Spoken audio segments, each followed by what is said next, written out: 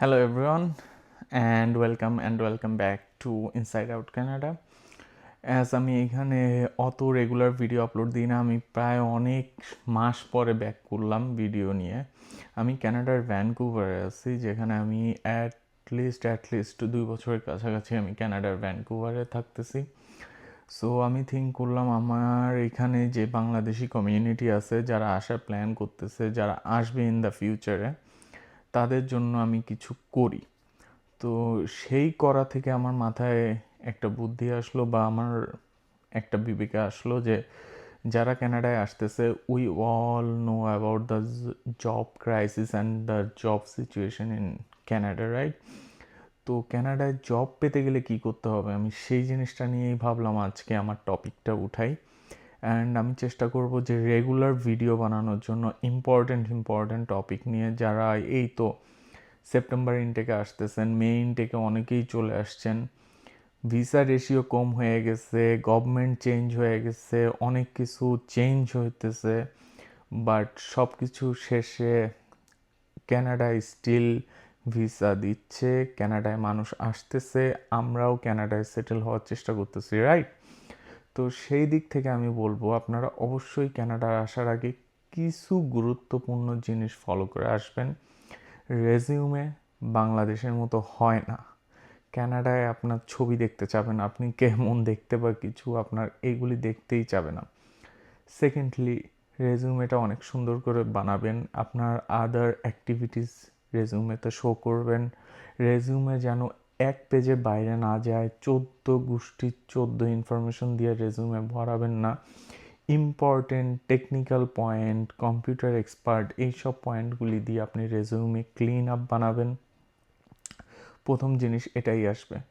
দ্বিতীয় জিনিস, ক্যানাডাতে জব পাওয়ার ওয়ে দুইটা আছে, ডোর টু ডোর এবং আপনি রেজিউমে সাবমিট করে বা মেইলে দিয়ে। সো ডোর টু ডোর বলতে কি বোঝায়?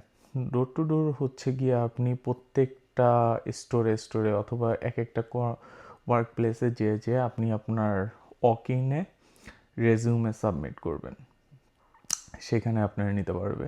কিন্তু এখানে একটা ট্রিক্স আছে। সেই ট্রিক্সটা কি? অবশ্যই আপনি যখন আপনার রেজিউমেটা সাবমিট করতেছেন, তখন আপনি সরাসরি ওদেরকে বলবেন, এইটা খুবই নর্মাল ক্যানাডায়, আপনারা যে কেউই যে সরাসরি ম্যানেজারের সাথে কথা বলতে পারেন, আপনার এটা রাইট আছে। কেননা আপনি যখন রেজিউমেটা দিচ্ছেন, তখন অবশ্যই আপনি যে বলবেন যে আমি ম্যানেজারের হাতে রেজিউমেটা দিব।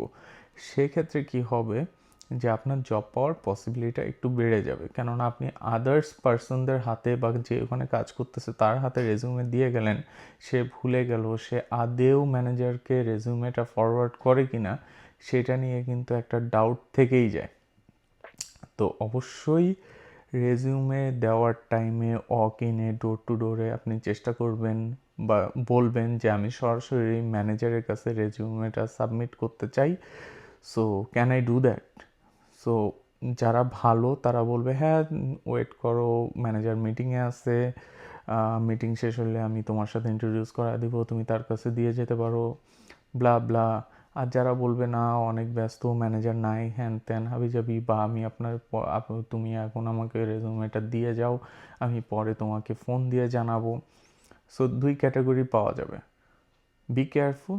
আমি বলবো যে সরাসরি ম্যানেজারের কাছে রেজুমেটা দেওয়ার জন্য। সেকেন্ডারি অপশান আসে, যখন আপনি রেজিউমে সার্চ করতেছেন, জব সার্চ করতেছেন, আপনার রেজিউমে আপনি যেই রিলেটেড জবে দিবেন, অবশ্যই সেই রিলেটেড, মানে যখন অনলাইনের ক্ষেত্রে এটা বলতেছি আমি, সেই রিলেটেড আপনি জবের ডিসক্রিপশন দিয়ে এক্সপিরিয়েন্স শো করে তারপরে আপনি সেই রেজিউমেটা সাবমিট করবেন। এতে কি হবে আপনার, আপনি খুব ভালোভাবে একটা পজিশনে পৌঁছাইতে পারবেন। যে আপনার যে ওরা কি করে, ওরা ডাইরেক্টলি আপনার রেজিউমে চেক করবে না, কারো এত সময় নেই, ওদের একটা সফটওয়্যার আছে, সেই সফটওয়্যারের ভিতরে আপনার রেজিউমেটা এন্টার হয়।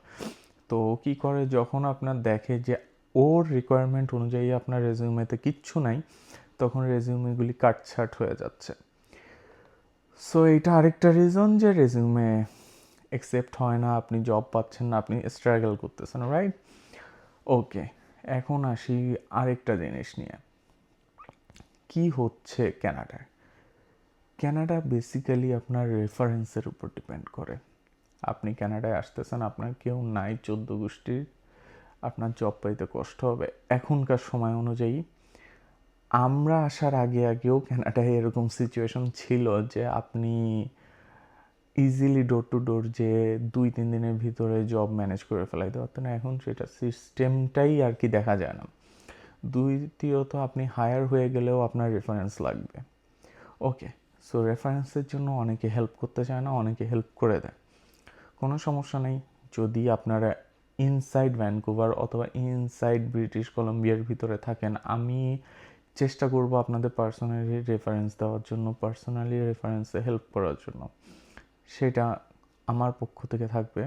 শুধু আমার চ্যানেলটা সাবস্ক্রাইব করে রাখেন। আমাদের একটা ফেসবুক চ্যানেল আছে, fly with Janeman, Instagram fly with Janeman, আমি লিঙ্ক ডিসক্রিপশন বক্সে দিয়ে রাখবো, ওখানে মেসেজ করলেই আমাকে পাবেন। তো যেটুক জব রিলেটেড হেল্প লাগে সেখানে আমি করার চেষ্টা করব। এখন ইনসাইড ব্রিটিশ কলাম্বিয়া, এইটা একটা প্রভিন্স, অন্যান্য প্রভিন্সে অন্যান্য সিস্টেম থাকে, অন্যান্য অ্যাপস থাকতে পারে, আমি জানি না। কিন্তু অল ওভার কানাডায় একটা জিনিস চলে, সেটা হচ্ছে কি আপনার লিঙ্কডইন আপনি সুন্দর করে সাজায় নিয়ে আসেন। আপনার লিঙ্কডইন প্রোফাইলটা প্রফেশনালিজম বানান, অ্যান্ড ওইটা সমস্ত জব রিলেটেড বানান। অ্যান্ড আপনি যখন চেষ্টা করতেছেন অনলাইনে অ্যাপ্লাই করার জন্য, ব্রিটিশ কলাম্বিয়ার ভিতরে একটা অ্যাপ চলে, সেটা হচ্ছে ইনডিড।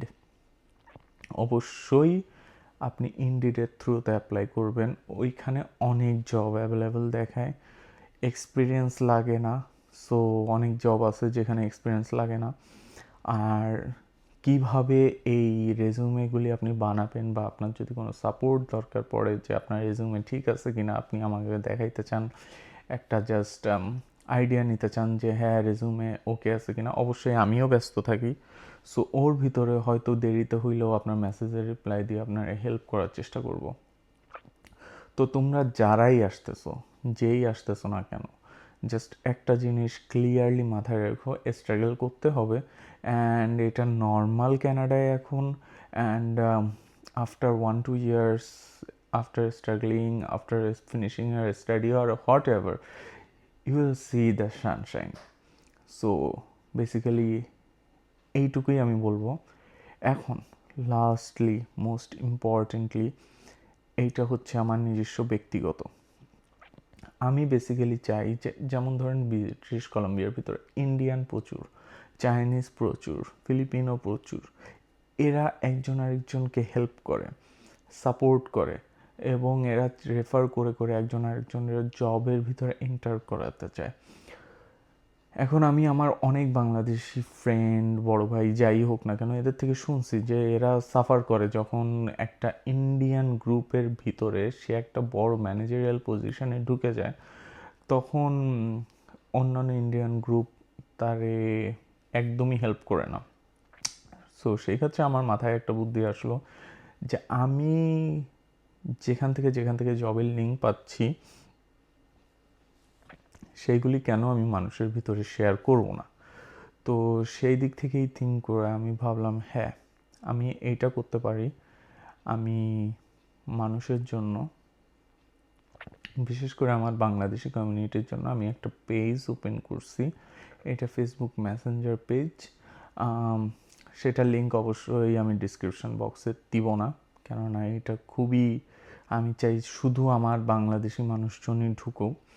সো যদি এই ভিডিওতে লাইক আসে, কমেন্ট আসে, কেউ আমার ফেসবুক ইনস্টাগ্রাম প্রোফাইলে যে ডাইরেক্ট আমাকে সরাসরি জিজ্ঞেস করে যে কি আর কি লিঙ্কটা দেওয়া যাবে কি না, আমি যদি দেখতে পাই হ্যাঁ তারা বাংলাদেশি, অবশ্যই আমি তাদের ওই গ্রুপটা শেয়ার করবো যেখানে আমি রেগুলারলি যে কোনো ধরনের জবই হোক না কেন আমি জবের আপডেট দিচ্ছি, যেখানে সরাসরি ফোন করে অথবা টেক্সট করে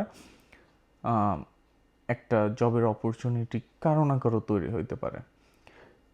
তো এটা আমার পক্ষ থেকে আমি হেল্প করার চেষ্টা করতেছি। এখন দেখি আমার এই ভিডিওটা আপনাদের হেল্পফুল হয় কি না। আর যদি ভিডিও হেল্পফুল হয়, সেকেন্ডলি আপনারা কি জানতে চান সেই রিলেটেড আমাকে এখন টপিক দেন, আমি ইনশাল্লাহ ট্রাই করব প্রতি সপ্তাহে 1টা 2টা 3টা করে যে কোনো ধরনের ভিডিও বানানোর ট্রাই করব আপনাদের কোয়েশ্চেনারিজ অনুযায়ী। তো আজকের ভিডিওটা এই পর্যন্তই। সো আমার ফেসবুক, ইনস্টাগ্রাম এবং ইউটিউব 3টা চ্যানেলই আপনার please like, comment and subscribe করবেন। অ্যান্ড হোপফুলি নতুন কোনো ভিডিওতে আপনাদেরই কোনো কোয়েশ্চেন নিয়ে আমি নতুন একটা ভিডিও তৈরি করব।